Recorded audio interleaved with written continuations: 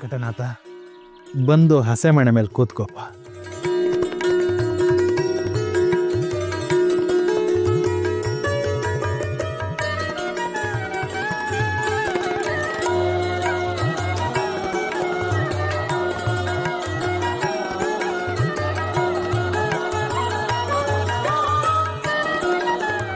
ಅಪ್ಪ, ಅಮ್ಮ, ನಿಮ್ಮಿಬ್ಬರ ಅನುಪಸ್ಥಿತಿಯಲ್ಲಿ ನಾನು ಈ ಪವಿತ್ರವಾದ ಹಸೆಮಣೆಯನ್ನು ಏರುತ್ತಿದ್ದೇನೆ. ನಿಮ್ಮ ಆಶೀರ್ವಾದ ಸದಾ ನನ್ನ ತಲೆಯ ಮೇಲಿರಲಿ.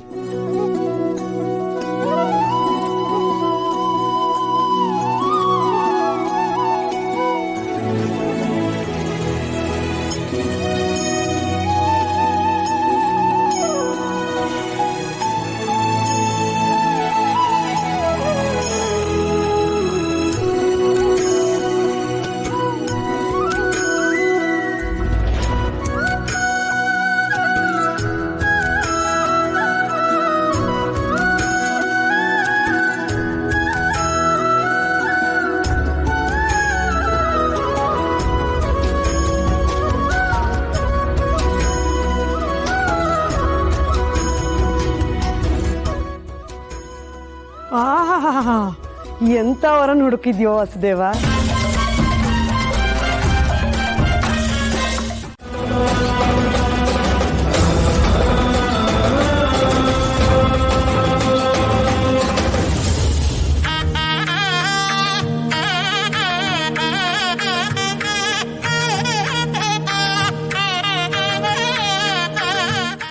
ನಾನು ಹೇಳಿಲ್ವಾ ಹೆದರ್ಕೋಬೇಡ ಅಂತ.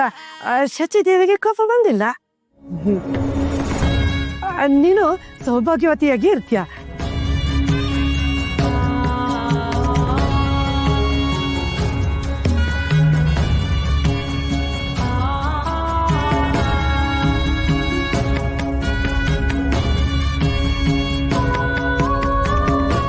ಅಕ್ಕ, ನನ್ನ ಮಗಳನ್ನ ನಿನ್ನ ಮಗನೇ ಕೊಡ್ಲಿಲ್ಲ ಅಂತ ಕೋಪಿಸ್ಕೊಂಡು ಹೋಗಿದ್ದೆ. ನಮ್ಮ ಸಂಬಂಧ ಮುಗ್ದೋಯ್ತು ಅಂತ ಅನ್ಕೊಂಡ್ಬಿಟ್ಟಿದ್ದೆ. ಆದರೆ ಕರೀದೇ ಇದ್ರೂ ಬಂದು ದೇವಿ ಪ್ರಸಾದ ಕೊಟ್ಟು ನನ್ನ ಮಗಳಿಗೆ ಶುಭ ಹಾರೈಸಿದ್ಯಾ. ನಿನ್ನ ಪ್ರೀತಿನ ನಾನು ಯಾವತ್ತೂ ಮರೆಯೋಲ್ಲ ಅಕ್ಕ. ಅಕ್ಕ ತಮ್ಮಂದ್ರ ಮಧ್ಯೆ ಒಂದ್ ಮಾತು ಬರುತ್ತೆ ಹೋಗುತ್ತೆ, ಹಾಗಂತ ರಕ್ತ ಸಂಬಂಧ ಹೋಗುತ್ತೇನೋ? ನಿನ್ ಮಗಳು ನನಗೂ ಮಗಳೇ ಅಲ್ವೇನೋ? ಅವಳ ಸುಖ ಸಂತೋಷ ನನ್ನ ಸುಖ ಸಂತೋಷ ಅಲ್ವೇ? ಸರಿ, ನಿಶ್ಚಿತಾರ್ಥ ಮುಂದುವರಿಸಿ. ಹಾ, ಒಂದು ವಿಷಯ ಹೇಳೋದು ಮರ್ತಿದ್ದೆ. ನಮ್ಮ ಮನೆತನದ ಘನತೆಗೆ ತಕ್ಕ ಹಾಗೆ ಮಗಳಿಗೆ 10 ಸೇರು ಚಿನ್ನ ಹಾಕ್ತೀನಿ ಅಂತ ಹೇಳಿದ್ಯಾ ತಾನೆ?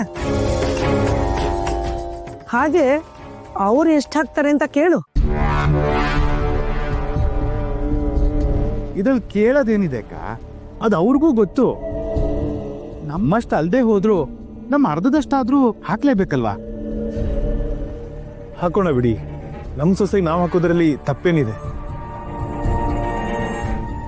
ಆದ್ರೆ ಒಡವೆನೇ ಬೇಡ ಅಂತ ಆಕೆನೇ ಹೇಳಿದ್ಲಲ್ಲ. ಅವಳು ಮಗು ಆಚಾರಿದೆ, ಅವಳಿಗೆ ಏನ್ ಗೊತ್ತಾಗುತ್ತೆ? ವ್ಯವಹಾರ ಏನಿದ್ರು ನಾನು ನೀವು ತಾನೇ ಮಾತಾಡ್ಕೋಬೇಕು. ಸರಿ ಬಿಡಿ, ಹಾಗೆ ಮಾಡೋಣ. ನಮ್ಮ ಕಡೆಯಿಂದ ವರ್ಣಿಗೆ ಏನೇನು ಮರ್ಯಾದೆ ಆಗ್ಬೇಕೋ ಅದೆಲ್ಲ ಯಾವ ಕೊರತೆ ಇಲ್ಲದೆ ಆಗುತ್ತೆ. ಅದೇ ರೀತಿ ನಿಮ್ ಕಡೆಯಿಂದನೂ ವಧುವಿಗೆ ಬೀಗರಿಗೆ ಯಾವ ಕೊರತೆನೂ ಆಗ್ಬಾರ್ದು. ಹಾಗೆ ನೋಡ್ಕೊಳ್ಳೋ ಹೊಣೆ ನಿಮ್ದು. ಆಗ್ಬಹುದು ಆಚಾರ್ಯರೇ, ನಾವೆಲ್ಲ ವ್ಯವಸ್ಥೆ ಮಾಡ್ತೀವಿ. ವಾಸು, ಕೂತ್ಕೊಳಪ್ಪ.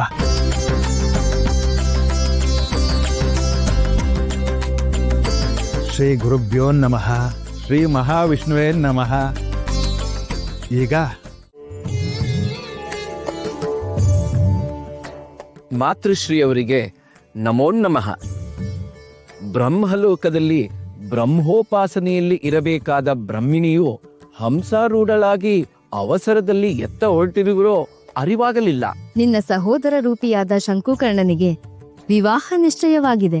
ನಾರದನ ಮದುವೆಗೆ 101 ವಿಘ್ನ ಎಂಬಂತೆ ಶಂಕುಕರ್ಣನ ಮದುವೆಗೂ ವಿಘ್ನಗಳು ಎದುರಾಗಿದೆ. ಅವುಗಳನ್ನು ನಿವಾರಿಸಿ ಅವನ ಪಾಣಿಗ್ರಹಣ ಮಾಡಿಸಿ ಬರಲು ಹೊರಟಿರುವೆ ಕಂದ. ಮಾತೆ, ಶಂಕುಕರ್ಣ ಈಗ ದೇವಮಾನವನಲ್ಲ, ಸಾಮಾನ್ಯ ಮಾನವನು ಎಂದು ಮರೆತಿರಾ? ಅವನು ವೆಂಕಟನಾಥನಾಗಿ ಜನಿಸಿ 700 ವರ್ಷಗಳು ಭೂಲೋಕದಲ್ಲಿ ಜನಸಾಮಾನ್ಯರ ಕಷ್ಟ ಕಾರ್ಪಣ್ಯಗಳಿಗೆ ಕಲ್ಪವೃಕ್ಷ ಕಾಮಧೇನುವಾಗಿ ಪ್ರೇಮ ಸುಧೆಯನ್ನು ಹರಿಸಬೇಕಿದೆ. ಅರಿವಿದೆ ನಾರದ. ನೀರಿನಲ್ಲಿ ಮುಳುಗೇಳದೆ ಚಳಿಯ ಅರಿವಾಗದು, ಬಿಸಿಲಿನಲ್ಲಿ ಬೆಂದಲ್ಲದೆ ಬೆವರಿನ ಗಂಧ ತಿಳಿಯದು. ಹಾಗೆಯೇ ಮಾನವನ ಸಹಜ ಕಷ್ಟ ಸುಖಗಳು ಅನುಭವವಾಗದೆ ನೊಂದವರ ನೋವಿನ ಅರಿವಾಗದು ತಾಯಿ. ಎಲ್ಲವನ್ನೂ ದೈವವೇ ಪರಿಹರಿಸಿದರೆ ಮನುಷ್ಯ ಪ್ರಯತ್ನವನ್ನು ಬಿಟ್ಟು ಪರಾವಲಂಬಿಯಾಗಿ ಬಿಡುತ್ತಾನೆ. ಆದ್ದರಿಂದ ಅವನಿಗೆ ಬಂದಿರುವ ವಿಘ್ನಗಳನ್ನು ಅವನೇ ಪರಿಹರಿಸಿಕೊಳ್ಳಲಿ ಬಿಡಿ. ನಿನ್ನ ಅಭಿಪ್ರಾಯವನ್ನು ನಾನು ಒಪ್ಪುತ್ತೇನೆ. ಸುಲಭವಾಗಿ ಸಿಗುವುದಕ್ಕೆ ಬೆಲೆಯಿರುವುದಿಲ್ಲವೆಂಬ ಅರಿವು ನನಗಿದೆ. ಆದರೆ ನಿನ್ನ ತಂದೆಯವರಿಂದ ಅವನು ಶಾಪಗ್ರಸ್ತನಾದಾಗ ನಾನವನಿಗೆ ನಿನ್ನೆಲ್ಲ ಕಷ್ಟ ಸಂದರ್ಭಗಳಲ್ಲಿ ನಿನ್ನ ಜೊತೆಯಲ್ಲಿಯೇ ಇರುತ್ತೇನೆ ಎಂದು ಮಾತು ನೀಡಿದ್ದೆ. ಈಗ ಅವನಿಗೆ ಅರಿವಿಲ್ಲದೆ ಕಲಿಯ ಪ್ರಭಾವದಿಂದ ಹಲವು ವಿಘ್ನಗಳು ಎದುರಾಗಿದೆ. ಅವುಗಳನ್ನು ನಿವಾರಿಸಿ ಸರಸ್ವತಿ ಅವನ ಸಹಧರ್ಮಿಣಿಯಾಗಿ ಮಾಡುವುದು ನನ್ನ ಕರ್ತವ್ಯವಾಗಿದೆ. ಅದೂ ನಿಜವೇ. ವೆಂಕಟನಾಥನ ಅಗ್ನಿ ಪರೀಕ್ಷೆ ಇರುವುದೇ ಸರಸ್ವತಿಯನ್ನು ವಿವಾಹವಾದ ಮೇಲಲ್ಲವೇ? ಹೌದು. ಪತ್ನಿಯಿಂದ ಪರಿತ್ಯಕ್ತನಾಗಿ ನೊಂದು ಬೆಂದು ನರಳಿದ ಮೇಲಲ್ಲವೇ ರಾಮಚಂದ್ರನು ಅಜರಾಮರನಾಗಿದ್ದು? ವೆಂಕಟನಾಥನು ದೈವತ್ವಕ್ಕೆ ಏರಬೇಕೆಂದರೆ ಬೆಂಕಿಯಲ್ಲಿ ಬೆಂದು ಆಭರಣವಾಗುವ ಬಂಗಾರದಂತೆ ನೋವಿನ ಬೋಗುಣಿಯಲ್ಲಿ ಬೇಯಲೇಬೇಕು. ಅವನು ನೋವಿನ ಸಂಕೋಲೆಯಲ್ಲಿ ಸಿಲುಕಬೇಕೆಂದರೆ ಸರಸ್ವತಿಯನ್ನು ಮದುವೆಯಾಗಲೇಬೇಕು. ಅವಳು ಸ್ತ್ರೀ ಅಭಿಮಾನಿ ದೇವತೆಯಾದ ಅದಿತಿ ಅಂಶದಿಂದ ಹುಟ್ಟಿದವಳು.